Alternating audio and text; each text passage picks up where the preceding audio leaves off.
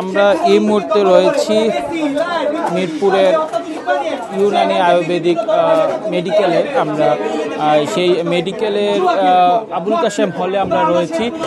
এই আবুল কাশেম হলে কিন্তু এই মেডিকেল কলেজের যারা শিক্ষার্থী রয়েছেন তারা কিন্তু আসলে অনুসন্ধান চালাচ্ছেন ছাত্রাবাসে। ছাত্রলীগের যে রুমগুলো রয়েছে, এই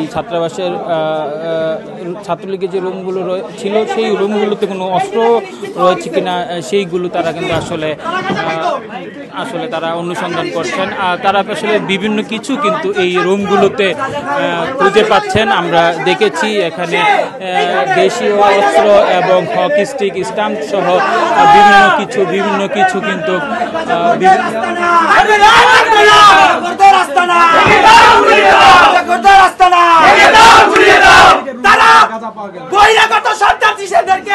ক্যাম্পাসে এনে গাঁজা সেবন করাইতো, মদ খাওয়াইতো। এখানে রাখে ভাই, সামনে এই দেখেন গাঁজা গাঁজা গাঁজা সব সামনে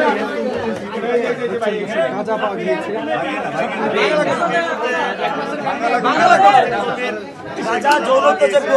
এই মুহূর্তে আমরা দেখছি যে তারা একটি হলের রুম থেকে কিন্তু তারা দাবি করছেন যে এখানে গাঁজা তারা উদ্ধার করেছেন।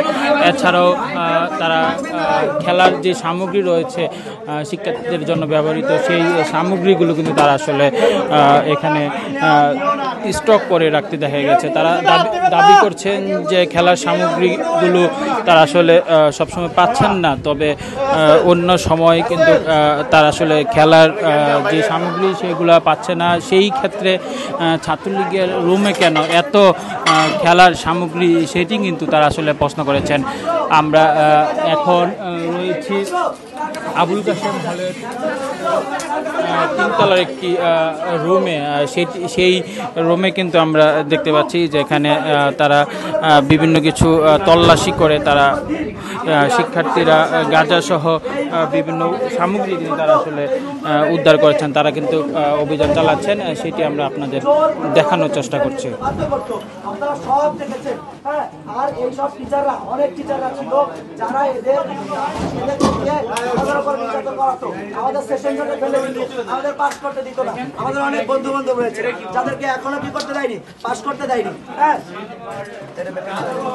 তো আমরা এখান থেকে যা পেয়েছি তা হলো যৌন তোষক ট্যাবলেট, নেশাদ্রব্য গাঁজা, 3 নম্বর আমরা পেয়েছি হকি স্টিক, 4 নম্বর আমরা পেয়েছি রামদা, অনেকগুলো বিপুল সংখ্যক স্টাম্প পেয়েছি এবং অবৈধভাবে ব্যবহার করা এসি পেয়েছি, অবৈধভাবে ফ্রিজ ব্যবহার করেছি। আমরা আজকে সাধারণ শিক্ষার্থী এবং আমাদের যারা সাংবাদিক ভাইরা রয়েছেন এবং প্রশাসনের অনুমতিক্রমে আমরা আমাদের এই ছাত্রাবাসে উঠে ক্যাডারদের রুম ভেঙে আমরা বিভিন্ন ধরনের অস্ত্র পেয়েছি। এর ভিতরে ছিল রামদা, দেশীয় রামদা, ধারালো অস্ত্র, চাকু এবং শত শত স্টাম্প, ব্যাট, আমরা এই সকল উদ্ধার করছি। শুধু তাই না, আমরা এই রুম থেকে গাঁজা পেয়েছি, ভায়াগ্রা পেয়েছি। একটা ছাত্র, সে একটা মেডিকেল স্টুডেন্ট, তার রুমে কিভাবে ভায়াগ্রা থাকতে পারে? সে একজন অবিবাহিত, তার রুমে কিভাবে গাঁজা থাকতে পারে? আমরা দেখেছি সামনের যে পিপি রুম ছিল, সেই রুমে সে একা একটা রুম দখল করে এসি বসিয়ে একটা রাজখানা বানিয়ে তারা এখানে মদ, জুয়ার, নারীবাজি এগুলো করতো, যা আপনারা ইতিমধ্যে দেখেছেন। তো আমরা এর সুষ্ঠু বিচার চাই এবং সকল ক্যাম্পাস থেকে এই ধরনের কুলাঙ্গারদেরকে বিতাড়িত করার জন্য সকল ছাত্র সমাজকে আমি আহ্বান করছি। আসসালামু আলাইকুম।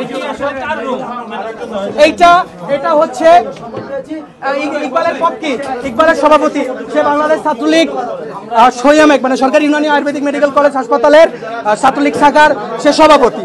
এবং আমরা যে রুমটা ইতিমধ্যে গেছি সে হচ্ছে ঢাকা উত্তর সিটি কর্পোরেশনের বাংলাদেশ ছাত্রলীগের একজন ওনার পক্ষে অনেকের পক্ষে উদ্যোক্তা অনেক অধিক আব্দুল অনেক।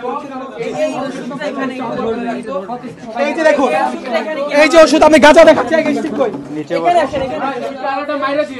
এই যে দেখেন স্টিক, আমরা স্টিক পেয়েছি, ভায়াগ্রা পেয়েছি, তারপর আর কি এখানে আরো ছিল,